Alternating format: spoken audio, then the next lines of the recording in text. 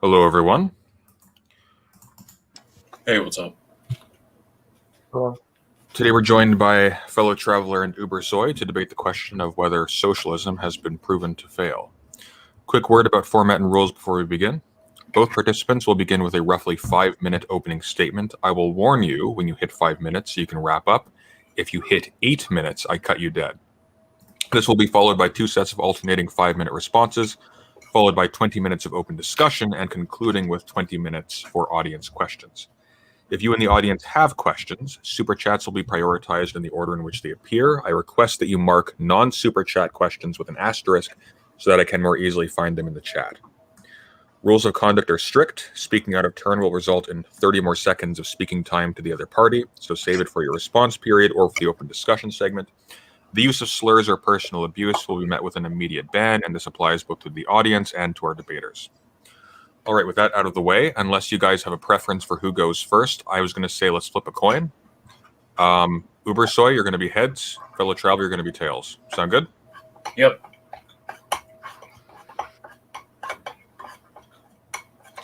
Heads. So it looks like Ubersoy, you are up first. You have Mhm. 8 minutes. I will warn you at the 5-minute mark. Okay. So I guess without an introduction, I'll just read the script that I've written so far. And I'm guessing this debate is going to go in the following way. First, I will present evidence on why socialist countries failed, which will be contested for, and I will be presented with evidence on how socialist countries have succeeded over capitalist countries, especially with regards to its growth. And I'm waiting for this to debunk that. But eventually, I think fellow traveler will accept that socialist countries had indeed underperformed and failed, and this debate will shift into excuses why it is the case and how it's really the fault of Western capitalist countries. I'm assuming it will be the capitalist intervention in Russia, Civil War, World War II aftermath, Cold War, the economic blockade, etc., etc., etc. And then I'll have to present the instances where similar conditions were applied to non-socialist countries and they have succeeded. I'm also predicting that much of the discussion will be about the calorie intake and the industrialization in the Soviet Union, so I'm prepared for it too. But for my argument, it is pretty simple. Socialism has failed because it failed to provide its people with freedoms and good quality of life. That includes freedoms of movement, association, property, and freedom of speech. With regards to the quality of life, the Soviet and other socialist countries have been way behind capitalist countries when it comes to poverty, healthcare, education. Now, I'm sure fellow traveler would strike me with the Soviet engineering and mathematician numbers, as well as physician numbers and the hospitals, and I can't wait for that. But status inequality, corruption, regional inequality, consumption, the quality of goods, and accessibility to goods is another problem. I'm sure there will be objections to what I've just said in a debate, so I'm prepared to cite a few statistics to prove you otherwise. Yet for now, I will just cite a few interesting findings about the healthcare of the Soviet Union. So, for example, the ratio of circulatory diseases, Soviet Union, USA. Soviet Union was twice as large, ischemic heart twice as large, cerebrovascular diseases 4 times as large, infectious diseases 2 times as large. The only way where the Soviets did better was for vehicle accidents, and I'm sure you probably understand why they're lower. And again, typhoid fever rates in 1979 were 30 times higher than the United States. Measles rate was 20 times higher. Only 40% cancer rates in the Soviet Union are known before they're terminal, in contrast to 70% of the US. So it speaks about quality. And everything the CIA says seems to be backed by literature in that department. This, in addition to the fact that most of the apparatus was outdated, lacked proper equipment, and was underfunded since the 1960s. So in the 1980s, less than 4% of Soviet GDP was spent on healthcare compared to over 6% in 1960s, resulting in a literal decrease in life expectancy, although was technically free for the most, for people, as I'm sure fellow traveler would say, but people had to give bribes to their doctors to ensure that they have a good access to medication, and are treated with the most quality. As the saying goes, if everyone owns an asset, people act as if nobody does. And when nobody does, nobody is taking care of it. And that does not apply only in the state of Soviet healthcare, but to socialist economics at large. And as I will argue, and other failures of socialism are due to a primary set of reasons. Socialist countries being closed systems, that's one. A lack of a capitalistic relationship, that is property rights and incentives, that's two. Three, due to its socialist mode of production, characterized by no punishment for failure, a lack of competition, a lack of rights to own a business, make profit, an unneeded workforce, work herding in one place, issues with supply of goods, price controls, and a lack of a capitalist economy. The only ways in which socialism had succeeded were in areas where there was competition, such as the military program, the space program, sports, and even cars that were exported outside of the USSR. While in the Soviet Union, only 39 out of 1,000 people had owned a personal vehicle or an automobile, compared to 526 out of 1,000 in the United States. Moreover, in the United States, as long as you have the money, you could walk into a store and purchase a vehicle immediately, while in the Soviet Union, you have to interact with a bureaucracy and wait for your car, in some cases for up to 10 years to arrive, while in most cases this process took about 4 to 6 years. While 3 minutes left. While the price of an average latte was over 7,000 rubles, with the average salary of 170 rubles per month.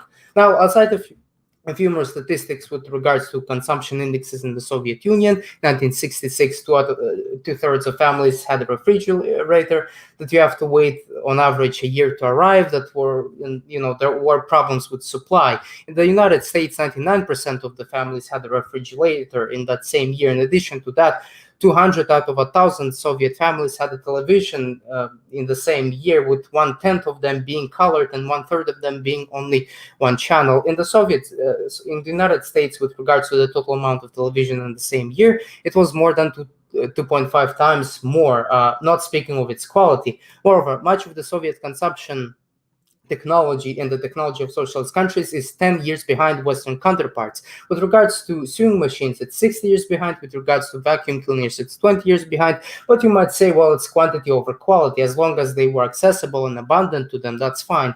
But in reality, not only you have to be on a wait list for most of your purchases, even in the case of food, you're not also able to buy something significant. For instance, the mean Soviet salary, as I mentioned, was 170 rubles, yet the price of cultured goods such as television, bicycle, something else was about 400 rubles, and the cost of furniture was about 1,000 rubles. And good luck obtaining a loan in the Soviet Union. Now, with regards to availability of variety and purchasability of goods in modern Western economies, or the contemporary Western economies to the Soviet Union, I think it goes without saying that the Soviet Union had about 1/11 the amount of phones per person as the United States.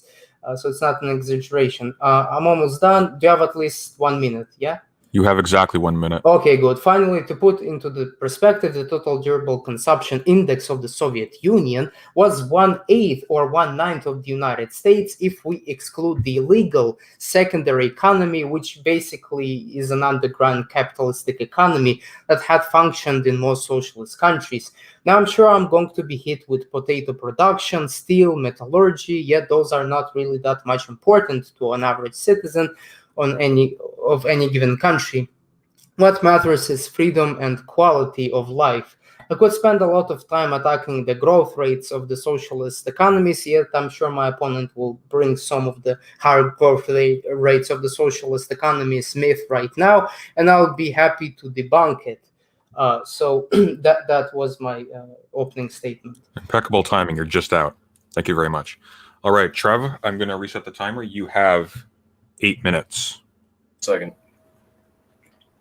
Okay. 5-second reprieve. Now you have 8 minutes. Go. All right. Excuse me. Has socialism failed?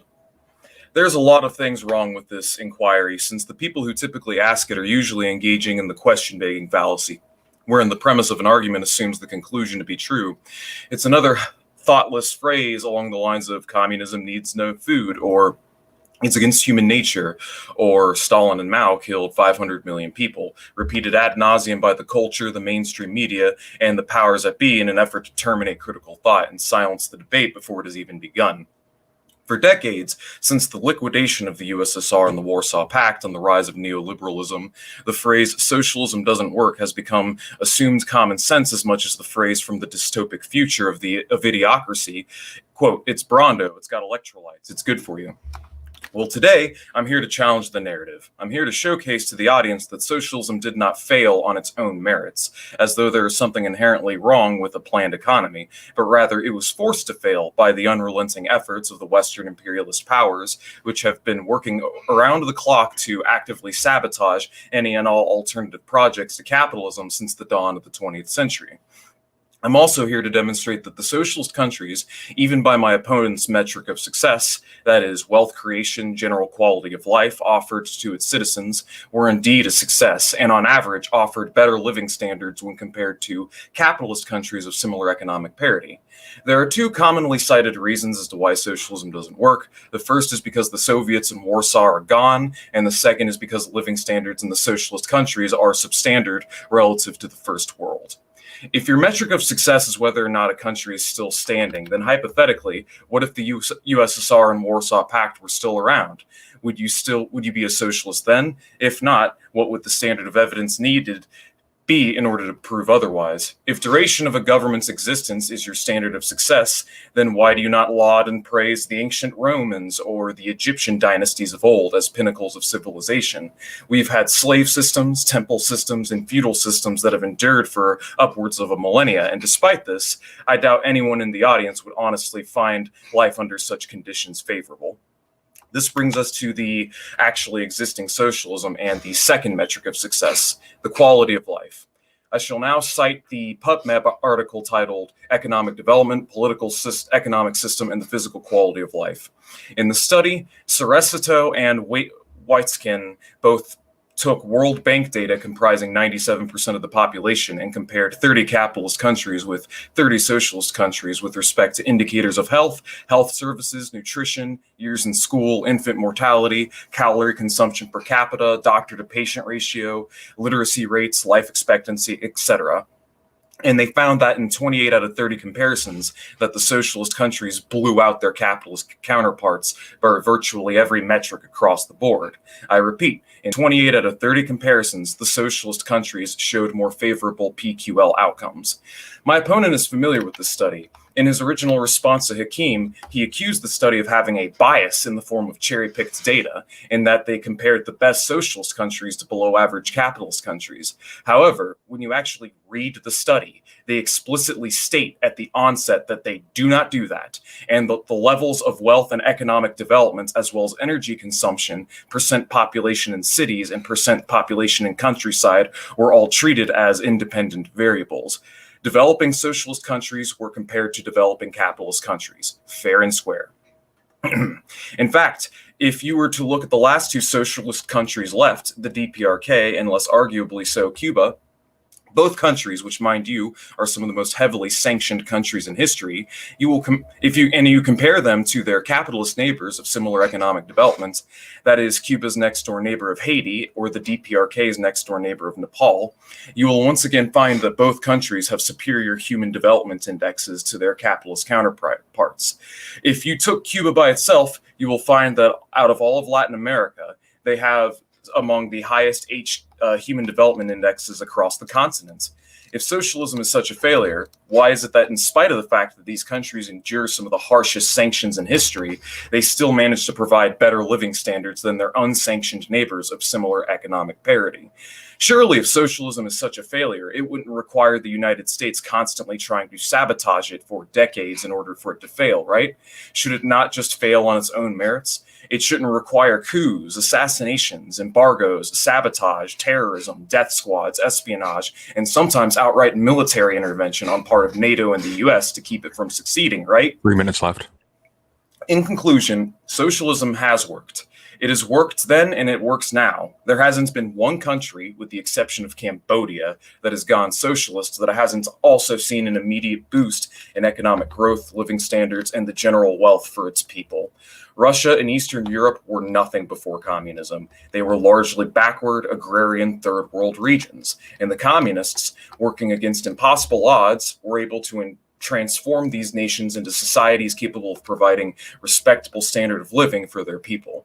The USSR, after emerging victorious from the bloodiest war in history, went on to sponsor national liberation struggles against colonialism, enter the space age, training a legion of brilliant scientists and mathematicians, and go toe-to-toe with the United States for decades, the most powerful empire in history.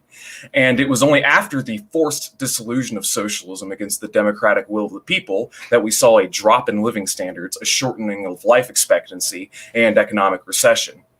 The restoration of capitalism in the 1990s was one of the greatest human rights catastrophes in the entirety of the 20th century. Eastern Europe saw millions of excess deaths from crime, drug, and poverty-related causes, and to this day, none of their economies have truly recovered. Alcoholism, drug abuse, income inequality, HIV/AIDS, and sex trafficking run rampant, and the only people who stood to gain from the restoration of capitalism were the oligarchy and the mob. Lord knows during the 90s, they were having the time of their lives.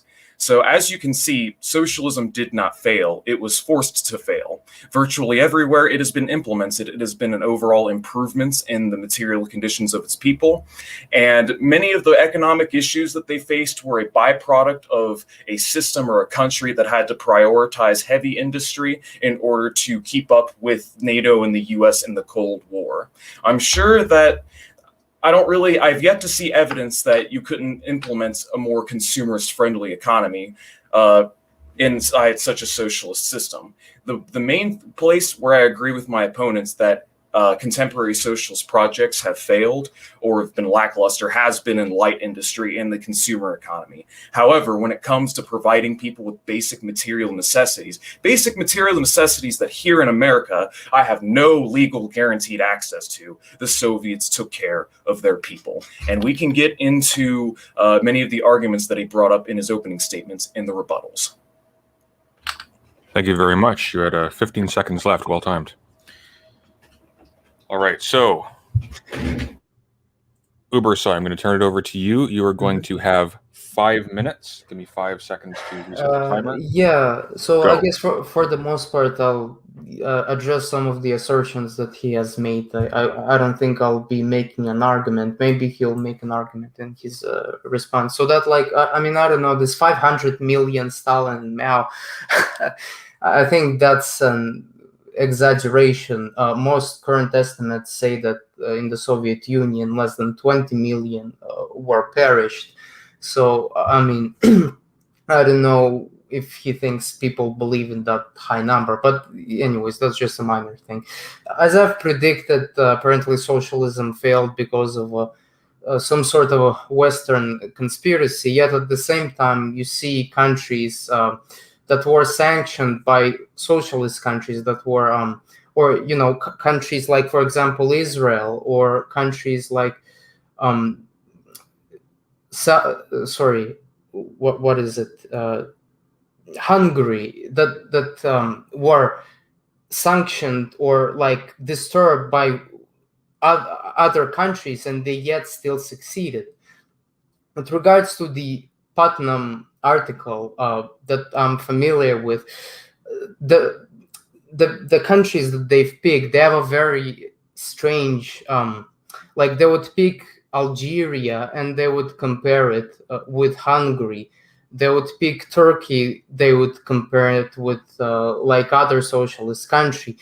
They're not really, if you look at those countries and their GDP per capita, which I've done in my first video on my channel, this is not really an accurate comparison, and they're not really addressing it. Plus their methodology, as I've mentioned, and access to physicians, sure, the number of nurses or the infant mortality rate, and a couple of other factors speak mostly for the accessibility. They're not really an indication of quality, right? And the whole problem with human development indexes is that they're based of like literacy tests, and things like do not really matter at this point. Now, I was very surprised that fellow traveler has said that North Korea is a example. I mean, I might be wrong, but it looks like he said that North Korea is an example of a successful socialist country. I mean, I think that just goes without saying. What else did he say? Yeah, if the USSR was still around, he claimed that it would probably be on the same part as the Western contemporaries or something like that. But in fact, socialist economy, because of their initial boost due to collectivization and development from like an agrarian to industrialized economy, they were stuck in the industrialized phase. They could not develop into service economy. And since the 1970s, their growth has slowed. Why do you think the Soviet Union attempted perestroika and other reforms to keep it in part with Western capitalist countries? The Soviet Union would not have survived without any like reforms. So if the Soviet Union was to continue with a command economy, I don't think, like, I would think it would probably be at the same level, probably even worse than Russia. And also, you said after this dissolution of the Warsaw Pact, the life expectancy, living conditions, and all the rest of it have fallen down. Well, you're right, they have fallen down in some areas, but they haven't fallen down in like Poland, in Slovakia, in Hungary. They have increased. So it's just like some countries that I consider to be inferior in political culture, where there is corruption, I think they have failed. But other countries from the Warsaw Pact, they have succeeded. And their living conditions are better than if they were in the Warsaw Pact. Finally, there's the claim that Imperial Russia was like some sort of failed agrarian whatever. You should probably know that, because I did respond to you previously, Russia St. Petersburg return of investment and stock was bigger than New York stock, and it had a higher productivity rate than Italy. I did cite to you those two things previously. How much time do I have left? You have 15 seconds. Oh, well, whatever. I'll not address all of them. Okay, fair enough. All right, thank you very much. And Trav, you have 5 minutes. All right, so between your opening statements and your response, you've brought up a lot of stuff that I have been meaning to address. So I'm going to go ahead and work backwards, though, through my notes, and you just let me know when I'm about to run out of time. So let's talk a little bit about Imperial Russia. It is true that St. Petersburg was the industrial hub of the Russian Empire, or at least Russia in and of itself. However, they had very little industry. The percent of the population that were belonging to the industrial proletariat only constituted roughly 20-25% of the population. Between the late 1800s and early 1900s up to the war, there was very little change in the growth of the industrial proletariat. By the early 1900s, all upwards to 75% of the population were still living out in the countryside as agrarian subsistence farmers, oftentimes shackled with debt, paying rents to landlords and so on. Well, there was very little change. And the reason why we saw the aforementioned boom during the Russian Empire was not solely because of industry. Yes, they were having an industrial boom, but coinciding with that industrial boom was an agrarian boom. Agriculturally speaking, they were doing very well on this time. And when the majority of your population are agrarian peasant subsistence farmers, and you have a really good harvest, that's going to lead to a commensurate rise in wages and GDP. All right, so I do agree with you. The USSR was a need for economic reform. Part of what was giving it the propensity to stagnate was the fact that it was too top-heavy, which was a consequence of the aforementioned imperialism, because the top-down siege model is the most effective way to go toe-to-toe with an empire that wants you dead. However, there was a great demand from below for more decentralization and more direct decision-making and demand from below for an increase in the democratic process. This is very true. I have an article I can link to you where there actually was like resonating from below demand from the masses for a more decentrally planned system so people could have more hands-on say. In other words, a higher stage of socialism. And if you poll people, like I've seen the polls, I would have to dig them up, but most people did not want capitalism. By the late 80s in the Soviet Union, people did not want capitalism. They wanted a better socialism. In fact, I believe in the 1992 referendum to preserve the Union, upwards to 75, 80% of the population wanted to preserve the Union. They wanted to keep the Union. It was the undemocratic dissolution, the forced liquidation of the Soviet Union by Boris Yeltsin and his government, the rigging of an election, and the threatening to go into civil war with the populace that people basically had capitalism shoved down their throat. So moving upwards to the DPRK, all right? The DPRK, as I've stated, is a hermit country. It is the most sanctioned country in history. That is, vast majority of its geography and topology are not suitable for growing agriculture, so they had to rely on the Soviets for fertilizer imports. And when the Soviet Union was gone, they lost those imports, and it ended up leading to a famine, you know. And a lot of the things I bring up, from imperialism to the backwardness to the political economic structures of their societies, as contributory factors to the way things panned out. These are things that you should factor into account. They're not excuses, they're reasons, you know. And for your little example with Israel, Israel literally has the United States and NATO behind it. It is a client state propped up by the United States, dropped right on top of another country, you know, Palestine, which is why Israel is what it is. It's literally like an anti-communist fortress out in the Middle East. So yeah, they were being sanctioned by the Soviets or some socialist countries is not nearly as devastating as being sanctioned by the United States, the holder of the world reserve currency. 45 seconds left. All right. So let's see. There's so much more stuff that I want to address, but I feel like it would just be better if we went in the back and forth. So I'll go ahead and kill it now. All right, thank you very much. And Ubersoy, you get one more 5-minute response. Yes. Oh, sorry. Nope, start again. Yeah, I muted the wrong person. Go. Yeah, so, you know, I'll start with the 75% of the population being agrarian. I believe that's data from the early 19th century.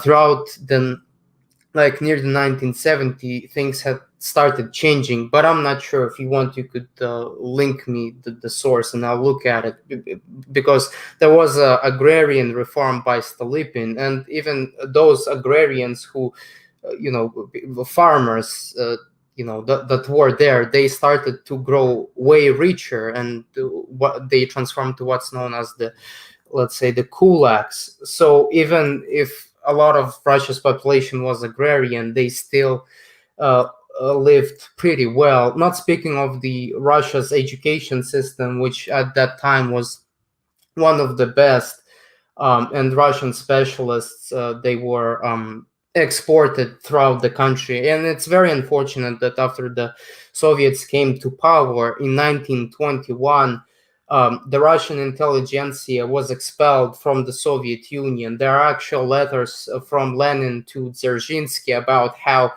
they should go with Russian intelligentsia. And since then, Russia's universities didn't have a proper philosophy course and nor sociology.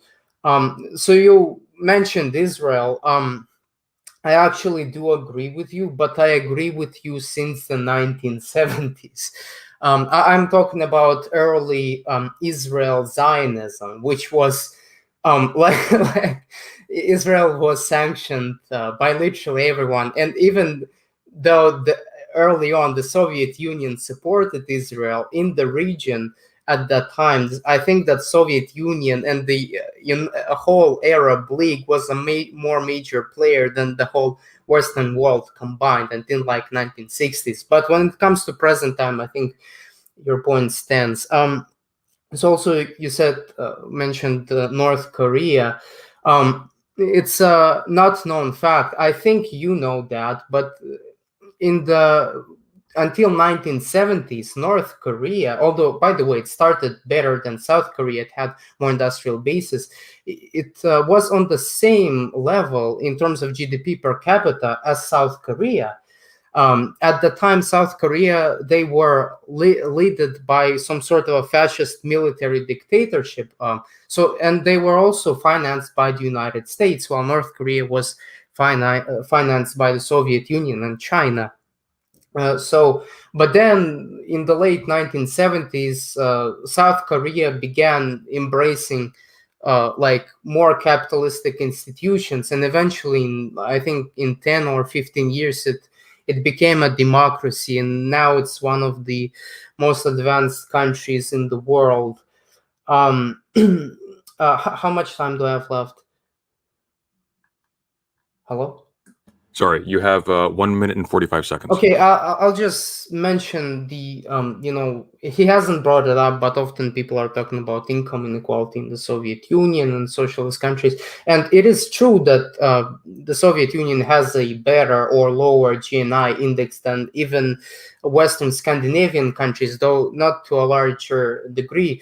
The biggest problem with inequality in the Soviet Union, and I'm sure it can be extrapolated to socialist countries and especially to North Korea, is that there was status inequality. So there were certain people that have, for example, accessed like way better education, way better healthcare, and that they were usually those people, as we called it in Russian, nomenclatura, which is like some sort of a variation of a bureaucracy.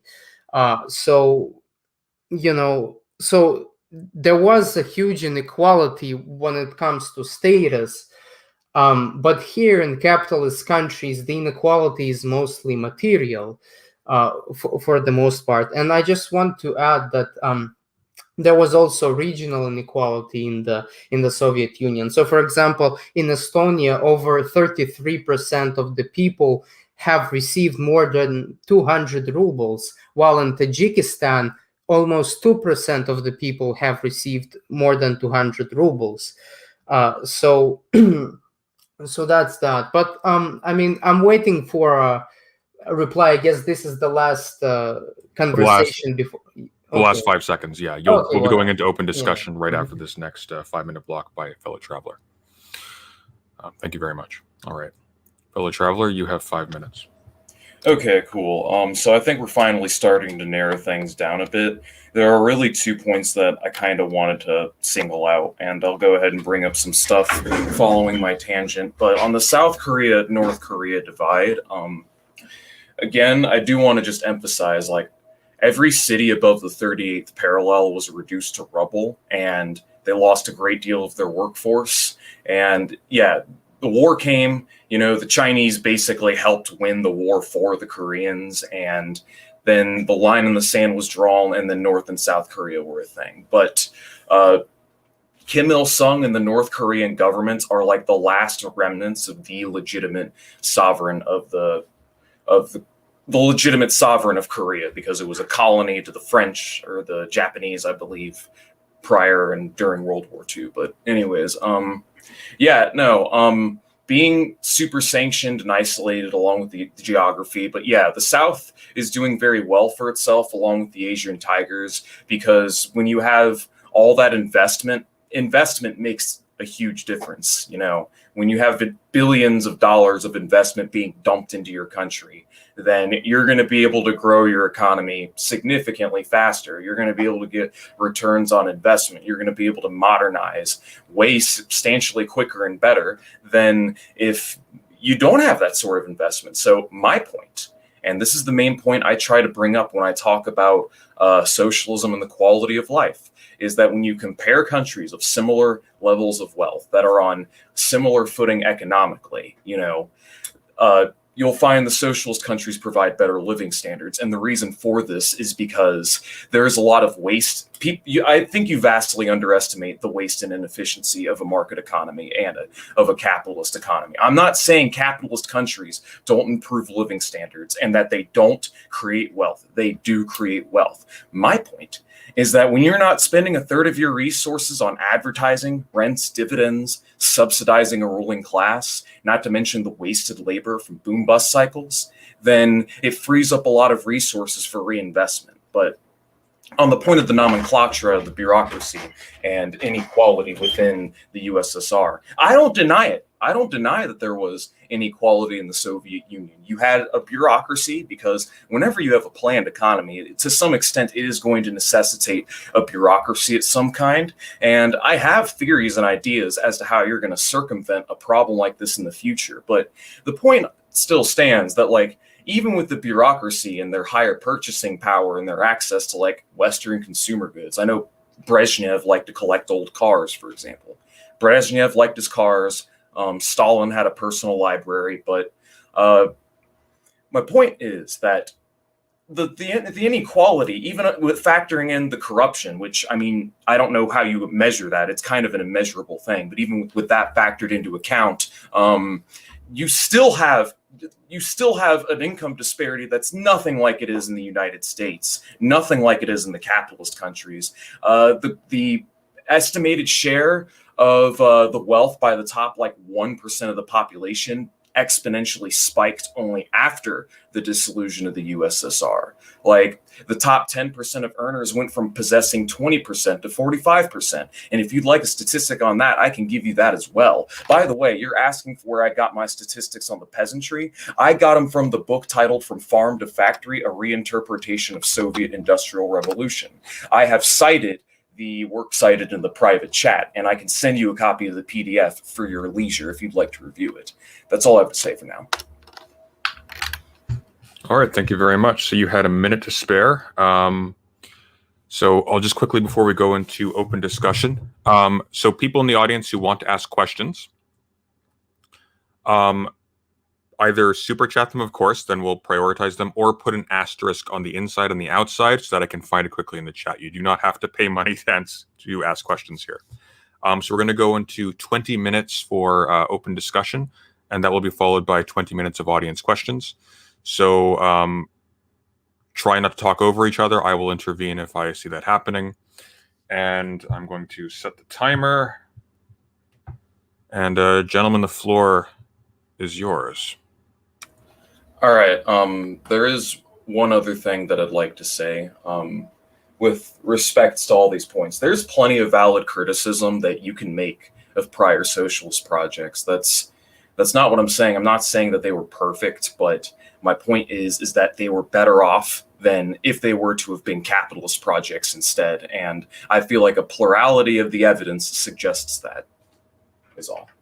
Yeah, I very much disagree with that, especially in that Putnam study, or I don't know the exact name. There, as I mentioned, there was the issue with methodology, right? And well, from what I can tell, you're just telling me the study's incredulous. Like, you just think some of the comparisons are weird. Give me some examples. Not just that. Well, you just mentioned literacy. Literacy is not a thing until, like, I mean, it's a thing in very developing countries, but it's not really a thing after the middle of the 20th century. So you don't really have to, account for that. Same with the access to, like, physicians or nurses. What's more important? Why do you not have to account for these things? Why are these not indicators of good economic health and success and good public health? I mean, they might be an indicator of of an accessibility to a certain degree, but it's not an indication of quality. I think quality for me trumps quantity. But here's the thing: I want to discuss you something in particular. Since the topic of today's debate are whether socialist countries have failed, and we seem to come from different perspectives. So here's the thing: how do you think should we measure whether a country has failed? I have presented that for my case, it is the issues with freedom and the quality of life. I'm wondering what are your metrics? You have presented freedom. You didn't really get too much into the freedom part. Yes, I haven't. You talked a great deal of the lack of accessibility to light industry consumer goods and the wait times on refrigerators and such.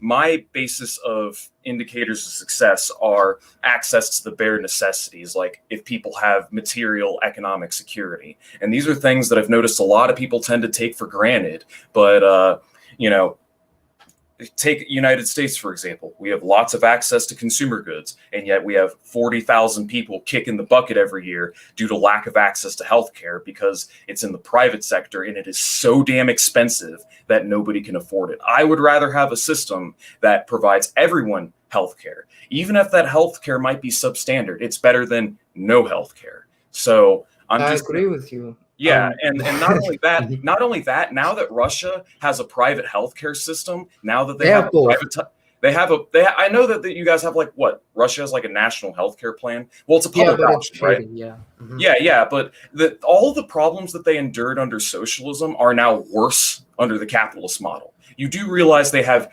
lower access, like fewer hospital beds per 1,000 people, fewer physicians per capita. So don't you think that kind of harms your point that capitalism's the better system? No, why not? In the Soviet Union, although there were a lot of beds, what they essentially did there, they just laid on their beds. There wasn't a lot of medication to support. Although Russia is now doing pretty well compared to the other countries of the ex-Warsaw Pact. They don't have this issue of scarcity as much as they had in the Soviet Union. So although the amount of beds has decreased in most of those countries, I think I would probably assume in all of them, but the quality has increased.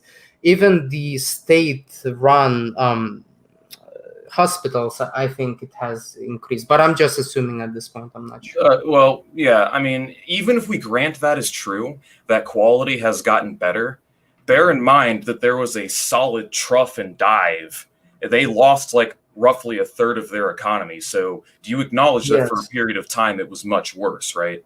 Yes, I acknowledge that, but you also have to acknowledge that the Soviet Union only in 1929 has recovered to its pre-World War I economic output. Yeah, but that's still capitalism's fault because all those colonial powers didn't have to invade and embargo and wreck the fucking country. It wasn't serious. Come on, do you know that the British army was invited by Trotsky, right? Wait, what are you talking about? In the Murmansk, they asked the the permission for the Soviet government, which was by the time headed by Trotsky, to even arrive there.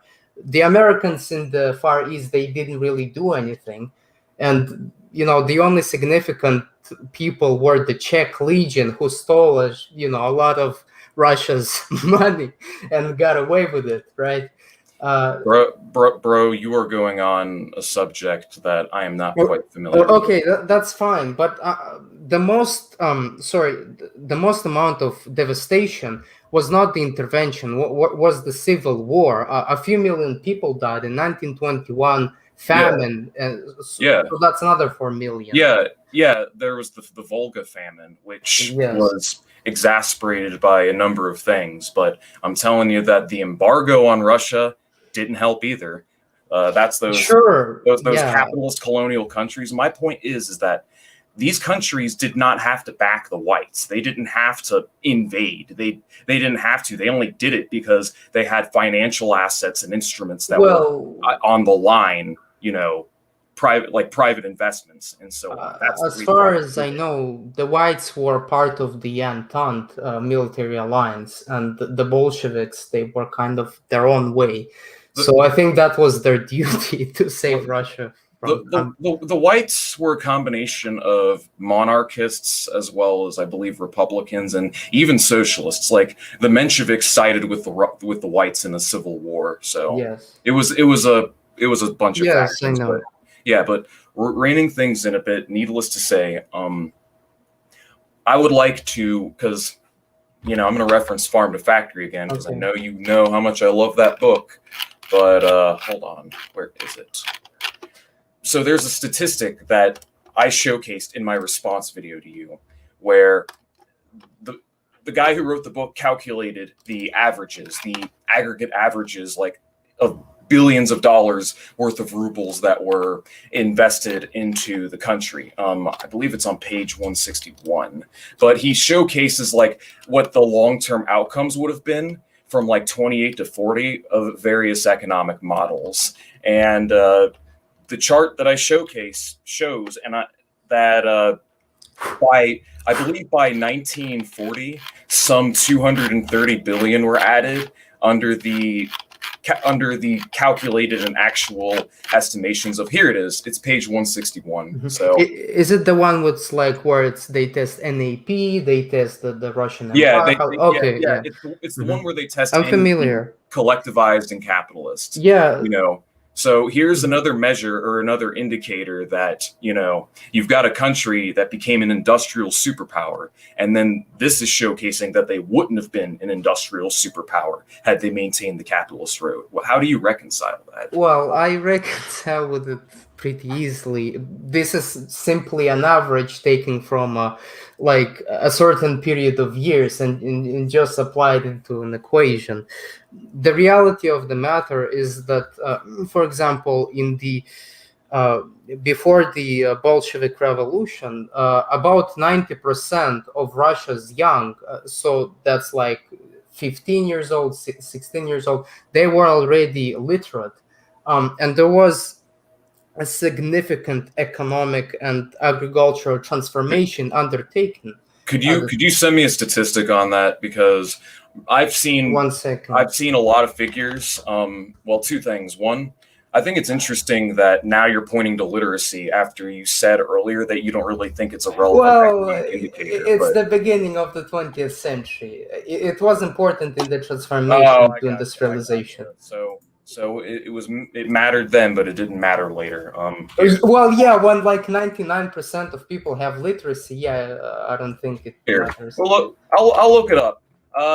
So this is based off of Wikipedia. So I don't like citing Wikipedia. If you have an alternative source, I'm happy to hear you out. But it says an estimated 37.9% of the male population above 17 years old was literate, and only 12% of females. So if you've got a counter statistic, I'd love to see that. But based on what I'm seeing right here, most people were illiterate. Most people were peasants. All the data that I've seen so far suggests what I'm telling you right now. Okay. I'll try to find it. I'm not sure if I'll be able to find in this debate. I will likely have to, when the video is uploaded, I'll just, comment I'll reply as a form of comment. Yeah, let's try, guys, and keep the information to what we have to hand, so we're not researching the debate. I apologize. I mean, it's fine. But anywho, so I just want to get into the theory a bit. I want to step away. Is it cool if we step away from history just for a minute and we just talk about theory? Because you're a liberal, right? You're a liberal capitalist. I presume. Well, in the broader sense. Yeah, like I think you are a self-described classical liberal, right? No, I'm not that. Well, I basically accept like 95% of classical liberal position. Maybe I am, if you want to call it. So you're about that labor theory of value, right? You like yourself some LTV because that's classical liberal. Well, that's classical econ. No. Well, sorry. Classical liberalism. There's the political classical liberalism, and there's the economical liberalism, and they even if they have operated under the labor theory of value, because it was the common mode of operation at the 19th century, the most widely accepted. The conclusion of the liberals is minimum state intervention. So, right. So we don't need to get into the LTV. That's not what this debate's about. You brought it up. Whatever. Yeah. I apologize. But from my position, do you at least understand why I believe as I do? Like my position, the reason why I believe, not even talking about history, but just theory alone. In theory, why socialism's a better system. Because when you have a ruling class that's like siphoning a third of the wealth and managing most of the money. And they're prioritizing the profit motive. They're prioritizing what makes them more money, which only tangentially benefits civilization. Do you not see how that's like not going to have as good of outcomes as, say, a system where that wealth is decentralized and people decide what to do for it on a greater good basis for like the whole community, right? Well, sure, but it's mostly like at this point, it's a criticism of current capitalistic wealth inequality and income inequality. I mean, I do agree with you on that, and I'm in the opinion that we should follow the Scandinavian model. But the Scandinavian model is not a socialist model. No, no. Yeah, so. Well, the issue is that as long as you have this class, this group of investors, there is always going to be an incentive for them to cut the commons or cut the public fund, the common fund, because, you know, every dollar that comes out of their pocket to go pay for these things is... That's why we need to tax them, right? Yeah, that's what I'm saying. But there's an incentive for them to invest in politicians, to do tax cuts and deregulations. That's why we have right wingers and that perpetual push. Not only that, but like if your social welfare programs are contingent on the health of the private sector, I mean, what about booms and bust cycles? You're going to have periods where, in order for the governments to deliver the goods, they're going to need to tax. Okay. Yeah, I think at this point we're shifting the topic. I thought, you know, the original topic of the debate was that you would claim that the socialist countries didn't fail. Now we're just changing the topic. Right. Well, fair enough. My point is that I don't believe that they failed, and the reason why that the Scandinavian countries are a success is because of their tangential relationship with the other colonial powers, post-colonial, and the United States. Did you know that like the Nordic countries armed dictators, basically? Like they participate in NATO drills and they're plugged in. The reason why I'm getting into this is because you have to understand that there's like a litany of factors that plays into the success of some countries and the perceived failure of others is all. Yeah, well, a lot of US dollars were spent in Afghanistan, I believe a few $1 trillion. And now, like, you have to understand that this whole NATO thing, it's big maintenance. It's a hole in their budget. I don't think that the United States, for example, takes a lot from their occupation or de facto political control of Afghanistan's current regime. Did you think of that? I apologize. I don't understand the point. Are you saying that that America doesn't really benefit much from its occupation of Afghanistan? Is that what you're trying to say? I think it benefits politically. I don't really think it benefits economically, or at least, I mean, if you want, you can present some evidence. Okay, so this is getting into data that we're going to have to source later, but the Mujahideen went on to become the Taliban, and the Taliban cracked down on opiate production in Afghanistan. When that happened, we moved in to do Operation Freedom, and once we liberated Afghanistan, they became the #1 exporter of opiates and opiates, painkillers, and that is very good for the bottom line of the pharmaceutical industry of the United States. So there's an economic reason. Also, the rich minerals and so on. This is one of the other places where socialism did succeed, or at least the Soviets were good. Was they rather than just trying to exploit these countries, rather than just trying to like take advantage of them, they actually like tried to subsidize them and help them develop their own independent economies and aided a bunch of colonized nations in their national liberation struggles, So that's another positive for, my side. Well, about that. The Soviets did help a lot with anti-colonialist struggles in Africa, but at the same time, they have crushed the Europeans in Eastern Europe. I know you made a video on your channel saying that wasn't imperialism, but de facto they just forced their will upon them. So There was a lot of uncertainty and paranoia that Hungary was going to be a counter-revolution, because there were like people from the old regime that were trying to co-opt the movement that was going on in Hungary.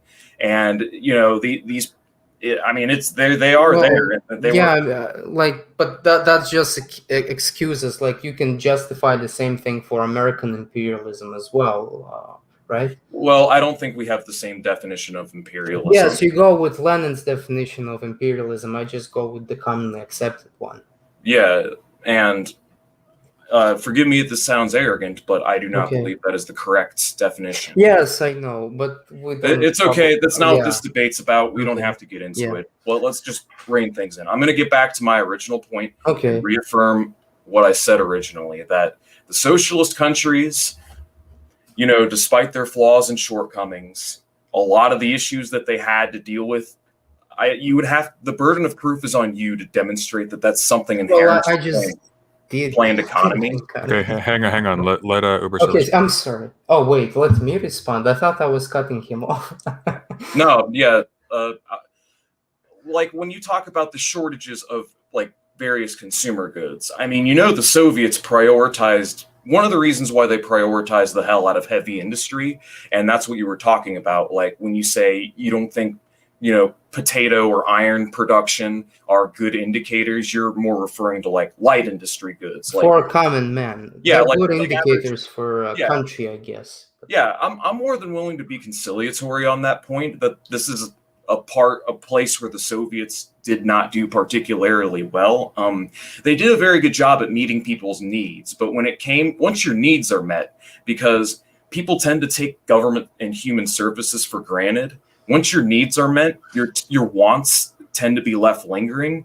And this is something that they did not do a particularly good job prioritizing until it was too late. Because I know they started to shift towards light industry in the 1980s, but by that point, it was kind of a wash.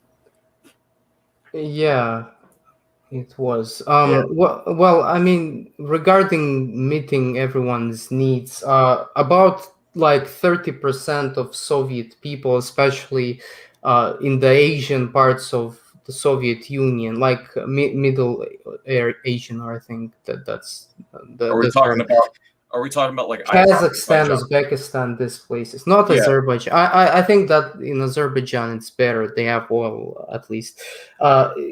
More like a significant amount of people received less than 60% of rubles. In fact, like about 30% of Soviet citizens, and the average income in Tajikistan was like 70 something rubles, right? So I'm not sure if that, like income per week, income per month. No. That's month. They go with month. Okay. Yeah, and that was basically more than twice less as the Russian average. Let's say, not speaking of the Baltic states, where it's like 10% more than the Russian.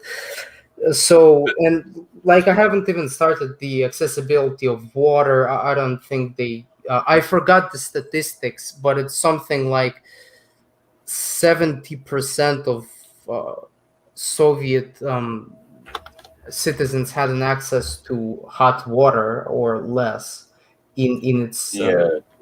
So it depends on the era that we're talking about. Yeah, it's the last era. Like 1980s, I think. We're talking 1980s. Yeah.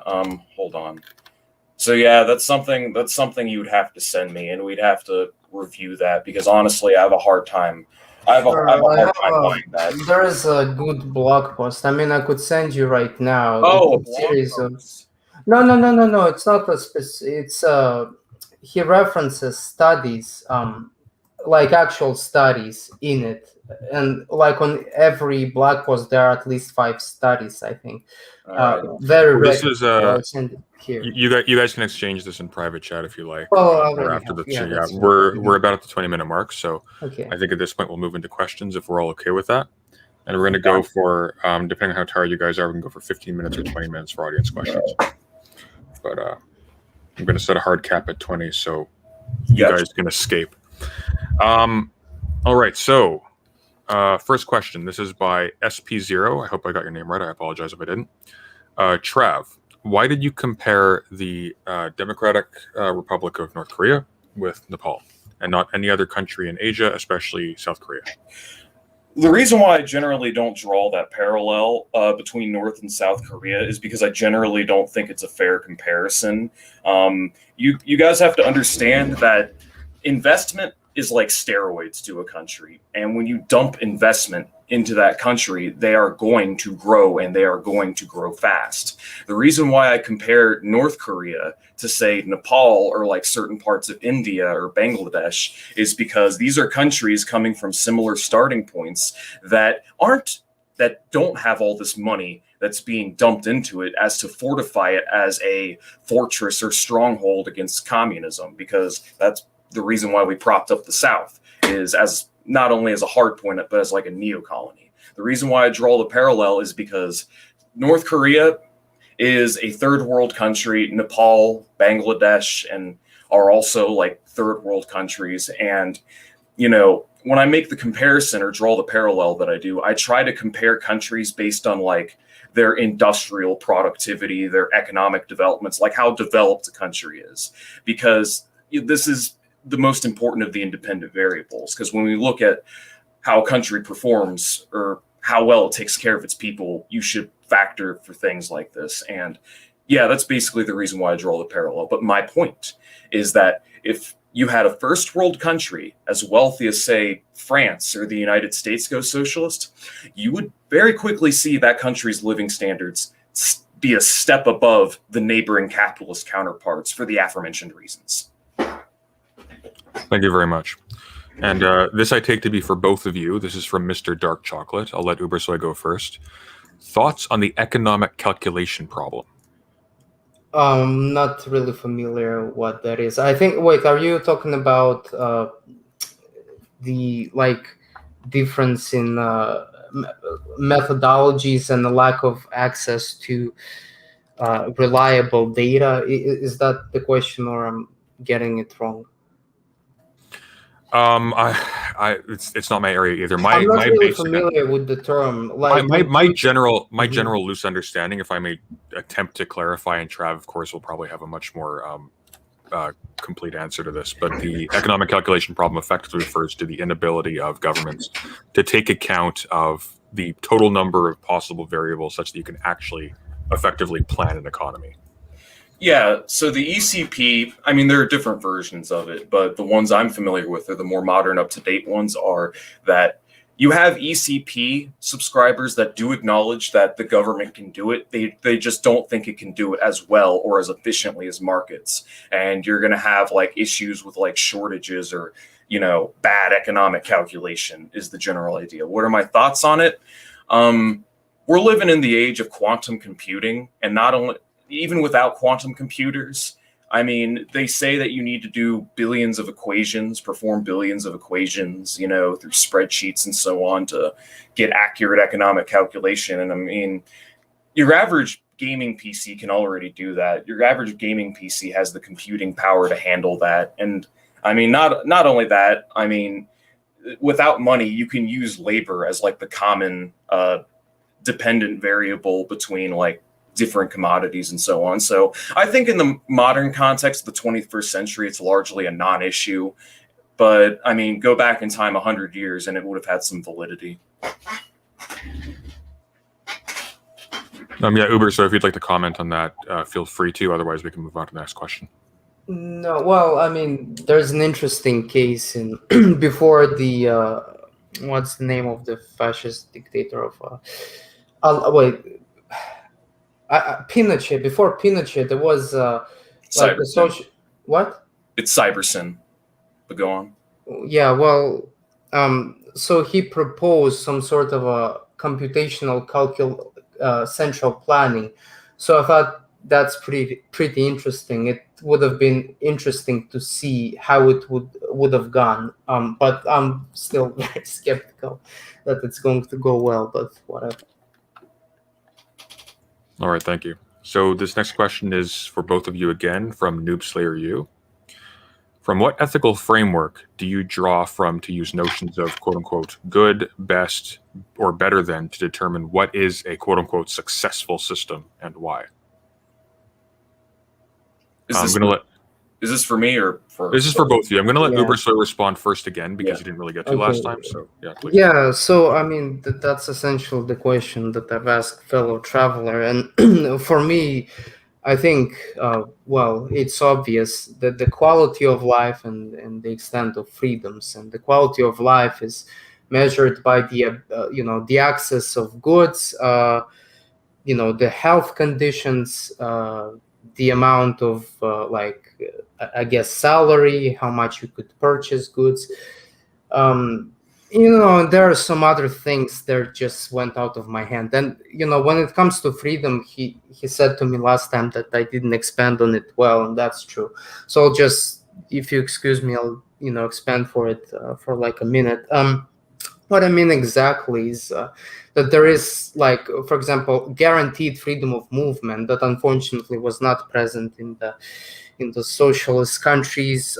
Freedom of association, so like freedom of speech, freedom to create a business, to profit from your private property. And I think I actually agree with some of the Marxist critiques. I think that there is monetary freedom. Like, you're going to be less free if you are less fortunate.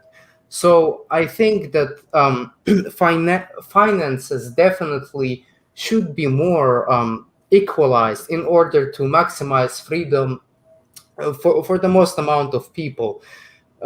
So so I guess that's that. Yeah, I don't necessarily disagree with the way you defined it. Success is pretty much quality of life, level of individual freedom. These are things that are important, and these are things that you should care about in your country. But one precedes the other. First, you got to take care of people's material needs, and then we can talk about more abstract notions of freedom. Because if you can't secure people's material needs and material means, what good is free speech if you're unemployed or you're sick and you don't have access to a hospital? So I think both are very important, but material should precede the abstract notions. And all in all, with respect to the socialist countries, I will say that they were a progressive force. They were more free and better off than they were before they went socialist, and they were more free and better off as socialist countries than had they maintained the road that they were. I'll take a communist government over a fascist government 10 times out of 10, because most Eastern European countries were fascist dictatorships, and massive strides were made in workers' rights, women's rights, and so on after the communists took power. But yeah, that's it. Thank you very much. And this one's for Ubersoy from Grima 2. Why do you think sanctions are not the reason for failure of many socialist states, when sanctions are the reason why Saddam was overthrown, even though he was loved by his people? Well, first of all, I never said that sanctions are not a reason. I don't know why you would assume that. In fact, there are current sanctions put in place on, for example, Russia, Iran, Venezuela, Cuba. Of course, sanctions are going to topple the economy in some way. I was just saying that it's not the biggest, or I don't think it's actually a major reason for socialist failure. That's what I was saying. But sanctions, and especially in the Soviet Union in its earlier development, they were a very big force, especially considering how interconnected Russia's capital was to other capital, especially the French capital, right? So I never said it's not important. Okay, thank you very much. And let's see.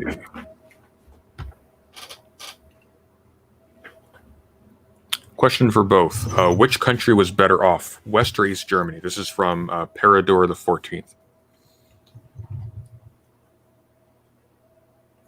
And either of you can go first if you like. Oh, which country was better off, as in which one was wealthier? I mean, It's undetermined. Yeah, I mean, it depends on what you mean by better, but yeah, I mean, you're gonna have higher wages and more access to consumer goods in West Germany, but in East Germany, you're going to have like better human services and better economic security in the sense that you don't have to worry about going hungry or being unemployed, you know? So I think it's kind of relative. It depends on what you're talking about. Ubersoy, did you want to weigh in on that? Or?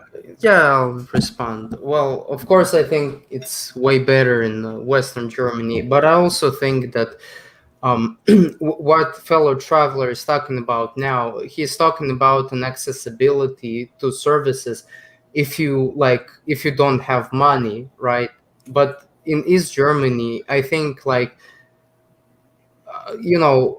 unless you're very, very poor or you're homeless, you're not like everybody else is going to enjoy those services and enjoy those services that are of a better quality than in East Germany. So like he's writing saying that I guess East Germany would be better off for like the bottom 5 maybe percent of Germans, but I think like ultimately, if we're talking about averages, West Germany is just way better for at providing services. Thank you very much. And this one's for Ubersoy from Grima2. This one's for Trav. Pardon me. I think high literacy rates are great and all, especially in backward countries, but why do you think socialism is the reason when many capitalist countries also did that? You would have to point to me some examples of like centralized, direct, systematic efforts by capitalist countries in from very backward starting points. I mean, I'm not saying that literacy rates wouldn't be raised in capitalist countries, but they would certainly not be raised as quickly as like having a direct centralized force by the government. The reason why education on average is better in socialist countries is for the simple fact that there's more access. Like if you had a purely private healthcare, or not healthcare, but education system, because the prices of education trend towards what's most profitable and not necessarily like who has the most access, you are inevitably going to end up with like an underclass of people that are illiterate or just are not educated because they can't afford it, Thank you very much. And this is again for Trav from Horizonberg. Why do markets exist today in every socialist country, including North Korea? If socialism cannot replace markets and private property in practice, has it not failed?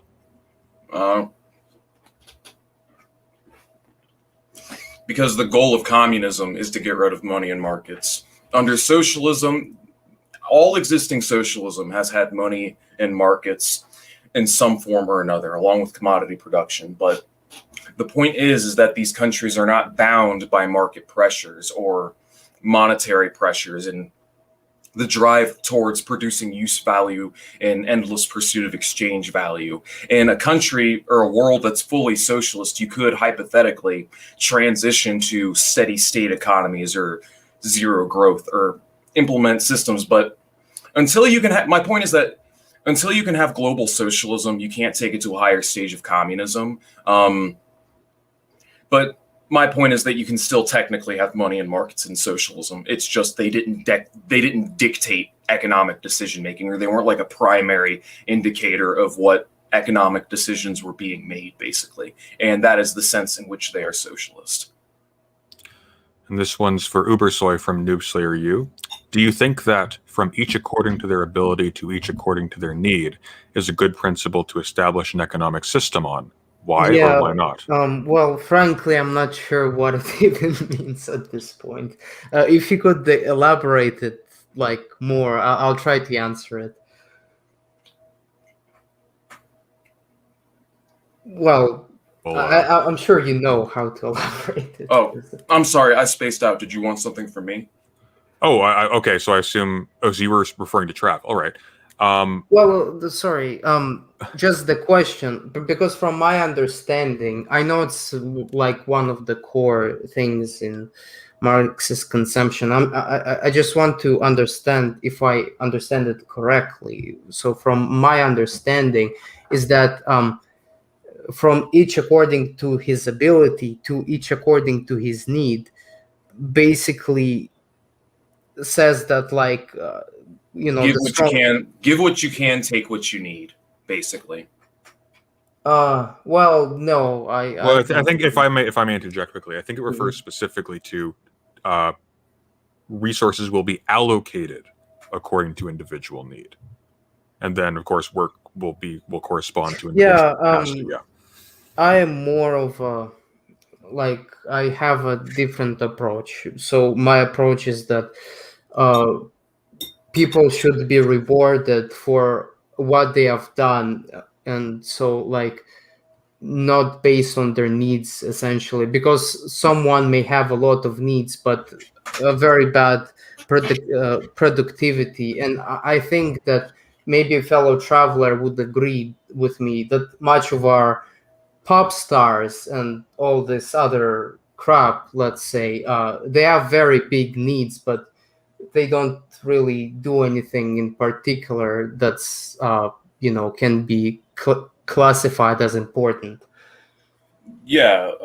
What they mean by need is, I mean, it's kind of relative, but the idea is to give people the resources that they need to live a fulfilling and respectable life. It doesn't mean, everyone has golden plated yachts, Yes, but but like there's it's kind of like, mhm. yeah, like Caleb Maupin has kind of a vision like that where we all just have floating castles in the sky. But my vision is like everyone's taken care of economically, and we create enough wealth to the point to where differences between people's individual contributions into society don't really matter anymore. Yes, I think, if I may respond, you're probably inferring objective needs or like mean needs, but like I'm referring to the variety of needs, because needs differ from person to person, and I think they're mostly subjective, that are hard to like measure. If we apply something like the labor theory of value. It, is, So is drinkable water a subjective need? so the drinkable water, there is amount like in the marginal theory, when it's like out of utility, no matter how many of it you drink, it would not increase your utility, only decrease. But you can really say that it is the objective, like it's on the objective scale. But the problem is, it's not so simple as to just provide me drinking water and food. People want more, and especially those who are rich. And it's hard, really, it's hard to say that, oh, you can't have this car or whatever. Really, yeah. Yeah, I mean, but that's not what I'm talking about.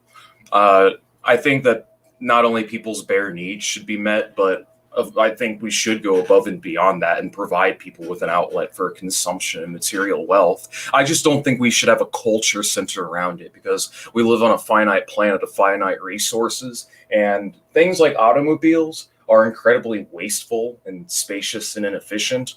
So I'm saying that we need to like manufacture.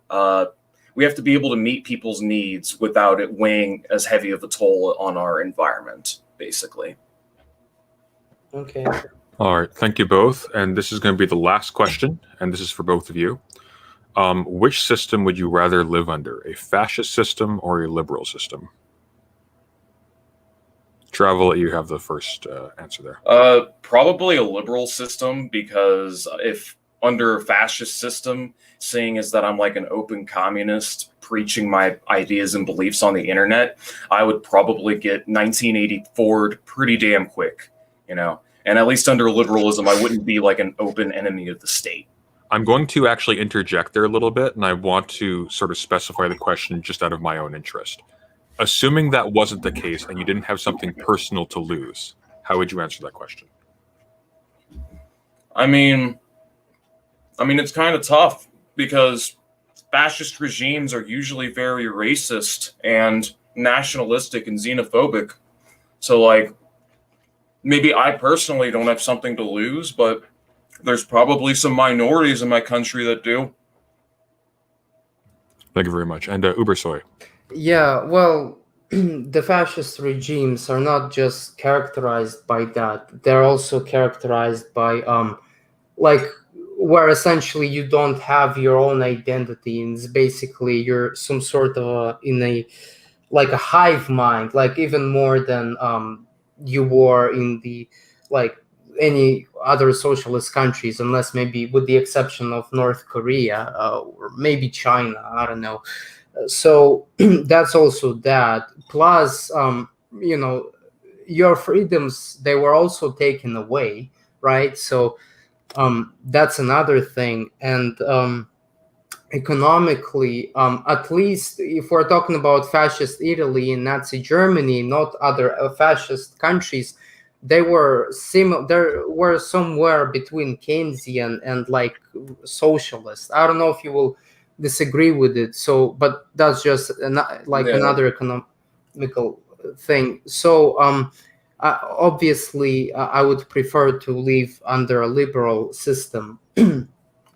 Yeah, at least under liberalism, I have the veneer of freedom and the veneer of choice. I don't get that in fascism, so yeah, fuck that. Okay. No, I'm going to actually address a final question of my own, just because this is interesting. Let's remove fascism from the question, and let's simply ask: would you prefer to live in a liberal system? Let's leave socialism off the table. Would you prefer to live in a liberal system? Why or why not? All right. Without relativity factored in, no. I mean, no if there's a choice, but if there isn't a choice, then yes. That's the reason why it's kind of a tough question. But if there is a choice, then my answer is no, because under liberalism, you've got wage labor. I mean, I don't have any sort of economic or material security. I've got to slave away paying bills all the time, and I have less spare time to do stuff that I actually like to do, and I have more time that has to be spent, racing them rats, and so I mean, yeah, pretty much. Also, I don't like a lot of the negative public health outcomes that just don't get addressed by liberalism at all, that just get straight up ignored by the system and treated as an externality. So no, I wouldn't. Thank you very much. And Ubersoy, would you like to address that question as well? Yes, sure. Well, I mean, can I just ask like a clarifying question? Please. What exactly do you mean by liberalism? That is an excellent question that I actually cannot answer you. Okay, well, I mean, look, I really much despise the direction liberalism has taken in the past years. So if this direction would exacerbate, I would not live under liberalism. And if we remove this direction and return to like liberalism 20 years prior, or I think I'll prefer to live under it. But I think ultimately both me and Traveler, we're not really fans of the current liberal ideology, and I think we could improve it. He would improve it just like me materially, but I would also improve it, I guess, idealistically. Thank you very much. All right, gentlemen, thank you for participating, and thank you to the audience for your questions and for sticking with us for the last hour and a half. Would you both like to plug your channels before we go? Sure. Name's Fellow Traveler. I have a channel with the same namesake. I do socialist content, and I talk about current events. I do response videos. My channel's both an educational and entertaining project, so yeah, there's that. Yeah, so I was here already before. I'm basically, well, my name is Ubersoy. I'm a cultural right-winger. So, economically, my position. But, when it comes to my content at the present time, I've been, I guess, responding to incels. But for future, so just staying tuned. I will be producing, I guess, a few, like, meme videos about different like social outcomes and stuff like that. And I'll also produce a video, so it's going to be interesting for you. What like Russia would have become if not socialism. So that's about it. Thank you very much. All right. Once again, thanks everybody for taking part. If you are a small content creator and you would like to participate in a future Sunday Showdown debate, I can be reached by DM on Twitter or on the Discord server, which will be linked in the description, and we can have a chat about that. So thanks again, everybody, and take care. Bye-bye.